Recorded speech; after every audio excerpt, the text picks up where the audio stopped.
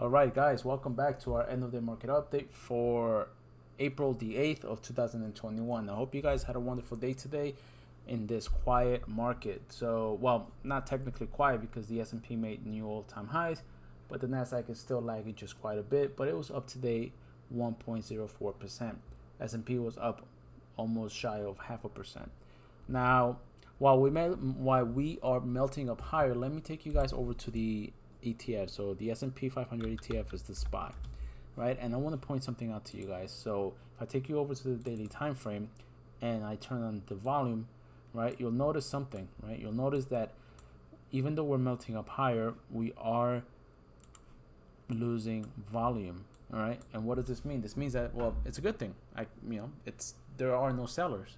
We've only been in the past few weeks been only melting up higher with green volume. So, this is not that bad, but at the same time not good either, because while we're losing momentum and volume and melting up higher, this could be a sign of a reversal coming, right? Because there's just very light volume while we go higher. Now, if we see high volume above the average line and going up higher, then there is that strength in the market at its all-time highs, and we are seeing more buyers coming in. But that's not the case at the moment. So let me take you over to the S&P, to the SPX, and down to the 1 hour time frame to review our current wave count. So again, we've been seeing overhead resistance on the intermediate wave 1, intermediate wave 2 trend channel.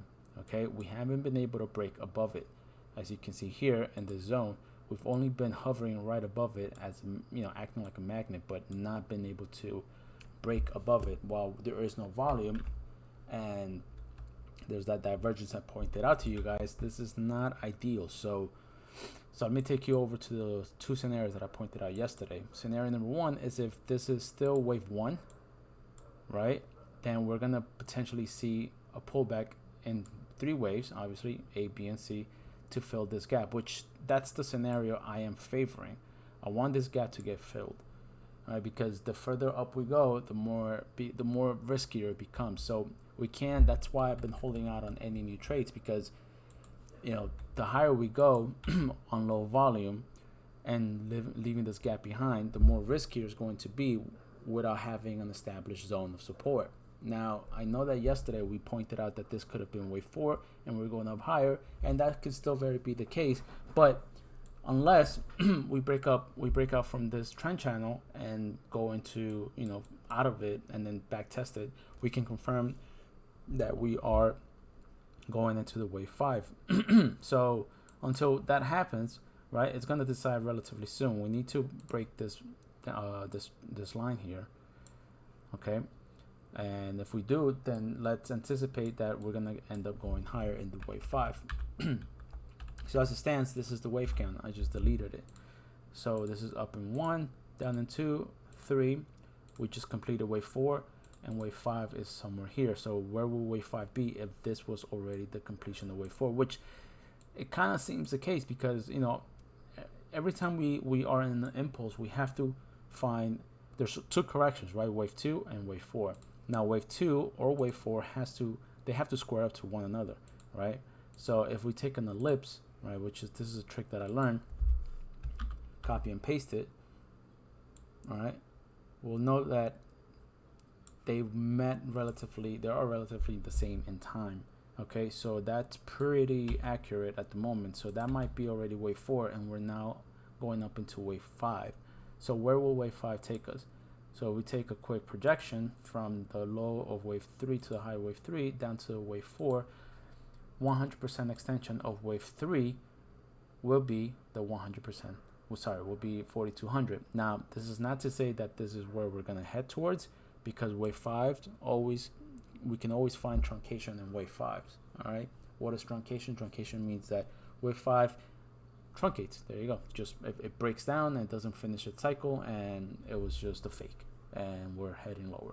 So this is a projection, guys, not that that's where we're heading. Not until we confirm the break of this trend channel, we see high volume, then we have high conviction of a change in trend. Well, not change in trend, but going up higher into the wave 5. All right, so That's where we stand on the S&P. Now going over to the NDX. NDX has yet to break new all-time highs, but it's going in that direction. So coming off from the March lows, we went up in 1, down in 2. We're trying to complete wave 3. So now in the substructures, we have 1, 2, 3, 4, and we're looking for the 2618 extension to complete wave 3, at which point we're going to see a sideways consolidation in 3 waves to complete wave 4 and take us higher into the wave 5. Maybe tomorrow we find volume, and tomorrow is a super bullish day, and we are able to break into all-time highs to complete wave 3, and then we pull back next week or in a few days into wave 4 to then take us higher into wave 5. If we see that scenario happen, then that's where we will take a trade on the NDX.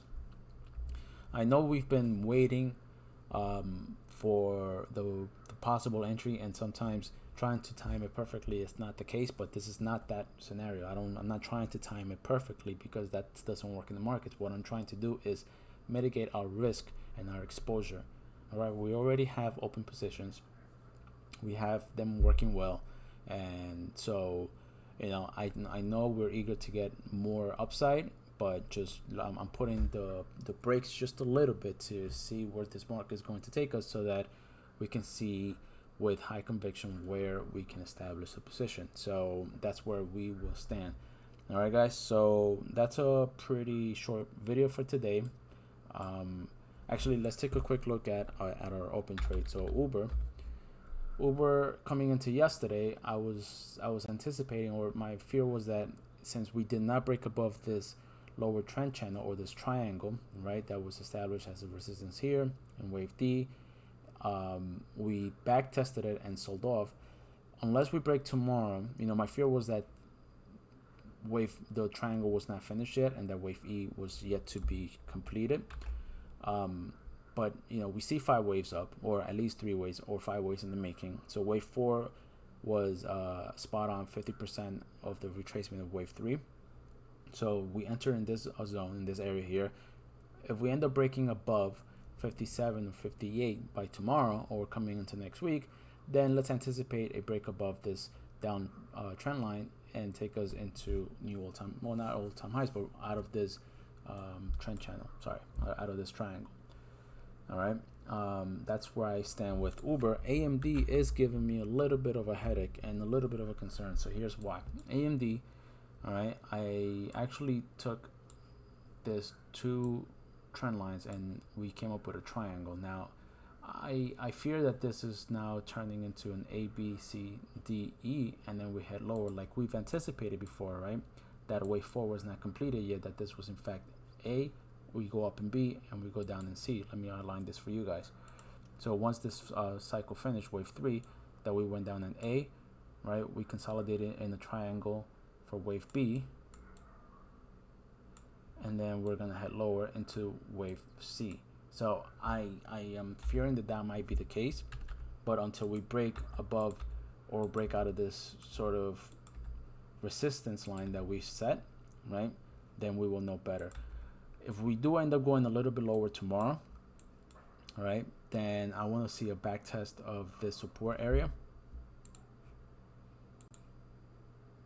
okay, and then break up higher, okay, because then that'll be this, right? That'll be 1, 2, 3, that'll be wave 4, and then we'll go up in wave 5. Okay, so that's what we're looking for on AMD. I'm gonna leave it at that, guys. So again, pure muted day today, relatively quiet out there. Let's see what happens tomorrow. Let's see what brings what the day brings in for us. And if you haven't yet subscribed to the channel, please do so. Hit the notification bell. Give me a thumbs up if you enjoy this content. It helps out bring this content out to others who are in the same boat as you guys, in need of some sort of clarity when it comes to the markets.